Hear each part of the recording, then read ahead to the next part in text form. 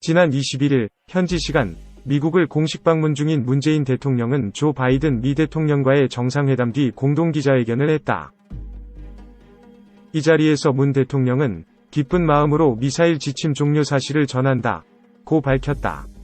한미 미사일 지침이란 우리나라와 미국이 체결한 탄도미사일 개발 규제에 대한 가이드라인으로 그동안 총 4차례의 개정을 통해 우리나라 탄도미사일의 사거리와 탄두 중량이 차츰 드러났다.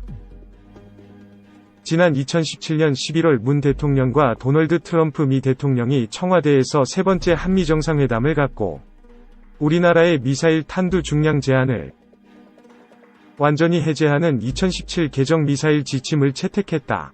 이에 따라 최대 사거리 800km 탄도미사일에 1T 이상의 탄두를 탑재할 수 있게 됐다. 군 관계자는 이번 한미 미사일 지침 종료와 관련해 미사일 지침이 종료됨에 따라 준중거리 탄도미사일과 극초음속 미사일 개발이 가능해졌다고 전했다. 준중거리 탄도미사일이란 사거리가 1000km에서 3000km에 달하는 탄도미사일을 말한다. 여기에 더해 극초음속 미사일이란 음속의 5배 즉 시속 6100km 또는 그 이상에 해당하는 속도를 내는 무기다. 극초음속 무기는 극초음속 비행체와 극초음속 순항미사일 두 종류로 분류된다. 우선 극초음속 비행체, 하이퍼소닉 글라이드 비이클은 탄도미사일의 추진력을 이용해 높이 상승했다가 이후 활공하면서 비행하게 된다. 이때 비행체의 속도는 발사체인 탄도미사일의 능력에 따라 마하 20, 즉 시속 약 24,000km 이상의 속도를 낼 수 있다. 현재 우리 군은 초음속 미사일 즉 음속보다 매우 빠른 속도를 가진 미사일을 개발하고 있고 빠른 시기에 전력화할 예정이다. 또한 우리 군은 미래전에 대비해 향후 국산 극초음속 미사일의 전력화도 검토하고 있다. 지난해 연말 정군 주요 지휘관 회의에서 북한의 다양한 핵과 대량 살상 무기 위협을 전략적으로 억제하는 차원에서 극초음속 미사일을 소요 결정하겠다는 의지를 밝힌 바 있다. 이와 관련해 지난해 6월 국회 입법조사처는 극초음속 무기체계 국제개발 동향이란 자료를 통해 국방과학연구소가 2000년대 초부터 극초음속 미사일의 기반 기술을 개발하기 시작했다고 밝힌 바 있다. 극초음속 순항미사일과 달리 탄도미사일을 기반으로 하는 극초음속 비행체는 기본적으로 사거리가 1000km 이상으로 동안 한미 미사일 지침에 의해 우리 군이 보유하기 어렵다는 문제가 있었다. 하지만 족쇄가 없어지면서 이제는 보유가 가능해졌다. 이와 관련해 국방과학연구소는 2018년부터 지상발사형 극초음속 비행체를 개발하고 있고 2023년까지 비행시험을 완료할 것으로 전해진다. 만약 극초음속 비행체를 내장한 준중거리 탄도미사일을 우리 군이 개발해 보유할 경우 북한 및 주변국에 대한 억제력이 대폭 상승하게 될 것이다. 하지만 숙제도 있다. 우리나라는 국토 및 해양 면적이 작기 때문에 자체 개발한 준중거리 탄도미사일을 시험 발사하는 데 한계가 있다. 북한과 같이 고각 발사 방식도 검토해 볼 수 있다. 그러나 이런 방식의 탄도미사일 시험 발사는 미사일의 성능을 제대로 확인 및 검증하기 어렵다는 문제가 있다. 따라서 국산 준중거리 탄도미사일과 극초음속 비행체의 향후 개발을 위해서는 시험 발사 장소의 확보가 필수적이라고 할 수 있다. 2. 군 미사일연구원 우주기술센터 신설, 괴물미사일 개발도 박차. 한국군 무기체계를 개발하는 국방과학연구소 에드가 미사일연구원을 신설하며 전술핵급 괴물미사일로 불리는 현무 4등 미사일 개발에 속도를 낸다. 한미 미사일 지침 해제 이후 군이 미사일 전력 강화와 국방 우주 분야 연구 개발에 본격적으로 나서고 있는 것으로 해석된다. 에드는 미사일연구원과 국방첨단과학기술연구원, 국방시험연구원 등 3축체제를 확립하고 각 연구개발 부서가 기술센터로 재편됐다고 21일 밝혔다.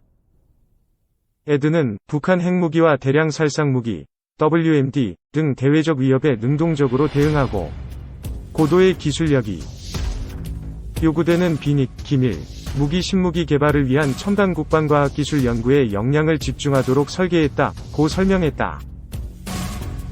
미사일연구원은 지난달 한미 정상회담에서 미사일 사거리 제한 800km 이 사라진 것에 대한 후속 조치에 집중할 것으로 보인다. 에드는 최근 탄두 중량 2T 규모의 현무사에서 1미사일을 비롯해 함대지 탄도미사일 현무사에서 2, 잠수함 발사 탄도미사일 SLBM 현무사에서 4등을 개발했다. 사거리 800km, 탄두 중량 2T 이상으로 전술 핵무기에 버금가는 위력을 가진 현무사 개발도 마무리 단계에 접어든 것으로 알려졌다. 에드는 2018년부터 마하5 이상의 지상발사형 극초음속 비행체를 개발하고 있고 2023년까지 비행시험을 완료할 것으로 전해졌다. 극초음속 미사일은 2분 이내에 북한의 주요 목표물 상공에 도달할 수 있다. 국방첨단과학기술연구원은 민간과의 협력으로 국방 관련 신기술과 원천기술을 확보하는 데 주력한다. 국방시험연구원은 개발된 무기체계를 시험하는 역할을 맡게 된다. 에드는 국방우주를 비롯해 국방인공지능, 사이버 네트워크, 레이더 전자전, 화학생물, 챔 바이오 등 분야별 기술센터도 설립했다. 국방우주기술센터에선 미사일 지침 해제로 고체연료 사용이 가능해진 만큼 국방우주력 건설과 관련한 무기체계 개발에 집중할 것으로 관측된다. 방위사업청 역시 타 기관과의 연계를 통한 우주 방위사업의 효율적 추진을 위해 전담 태스크포스 TF를 이번 주 안에 출범시킨다는 목표다. 에드는 이날 오후 한국항공우주연구원과 우주산업을 발전을 위한 국회 토론회도 개최했다. 서욱 국방부 장관은 축사를 통해 한미 미사일 지침 종료를 발판으로 정찰위성 등의 우주전력 증강과 우주작전 수행체계를 정립할 것이라며 군이 개발한 군사위성을 민간기업이 발사하는 선순환으로 국가 우주산업 역량이 강화될 수 있도록 노력할 것이라고 말했다. 3. 정경두 극초음속 미사일 고위력 탄두로 미사일 고도화할 것 종합. 정경두 국방부 장관은 5일 국방과학연구소 에드 창설 50주년을 맞아 극초음속 미사일과 고위력 탄두 등 기술 개발을 통해 미사일 전력을 고도화하겠다고 밝혔다. 정 장관은 이날 대전 에드 본원에서 열린 기념식에서 축사를 통해 창의적인 열정으로 국방과학기술의 미래를 선도하고 우리 무기체계의 첨단화 세계화를 견인하고 있는 에드위 창설 50주년을 우리 국군 전 장병들과 함께 축하드린다. 며 이같이 말했다. 정 장관은 국방과학연구소는 1970년 창설된 이래 우리나라 유일의 국방연구개발 전문기관으로서 자주국방의 선구자적 역할을 수행해왔다 면서 창설 초기 소총 한 자루도 만들 수 없던 기술 수준에서 1년 4개월 만에 박격포, 발칸포 등 무기체계 개발 능력을 확보했다고 강조했다.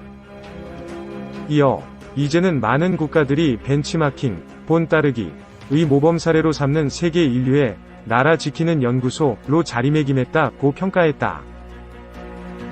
특히 정 장관은 최근에는 한반도의 평화를 지킬 수 있는 충분한 사거리와 세계 최대 수준의 탄두 중량을 갖춘 탄도미사일 개발에 성공했다면서 최근 시험 발사한 것으로 알려진 현무-4 탄도미사일을 언급했다.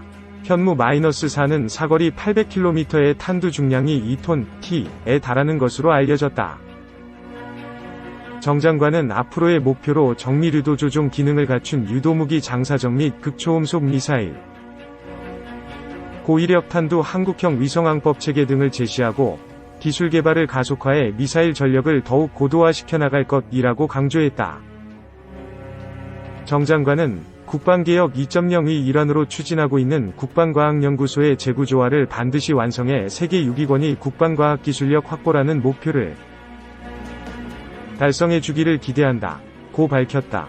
그는 특히 신개념 유도무기, 스텔스 무인기, 고출력 레이저 무기 등 전장의 패러다임을 전환할 수 있는 새로운 무기체계 연구개발에 매진해 4차 산업혁명 시대를 선도하는 첨단 국방과학기술 역량을 한층 강화해주길 바란다. 고 당부했다. 그러면서 코로나19 감염병 치료제 개발과 화생방전 대비 등 비전통적 안보 위협에 대응하기 위한 연구활동에도 더욱 매진해주길 당부한다. 고 덧붙였다. 3. 이 시각 세계. 러시아. 극초음속 미사일 시험 발사 또 성공. 러시아가 극초음속 순항 미사일인 치르콘 시험 발사에 또다시 성공했습니다. 러시아 국방부는 현지 시각 26일 북부 백해에서 시험이 이루어졌고 450km 떨어진 바렌츠해의 해상 목표물을 성공적으로 타격했다고 전했습니다. 미사일의 비행 속도는 마하 8, 시속 9700km 이상이었다는데요.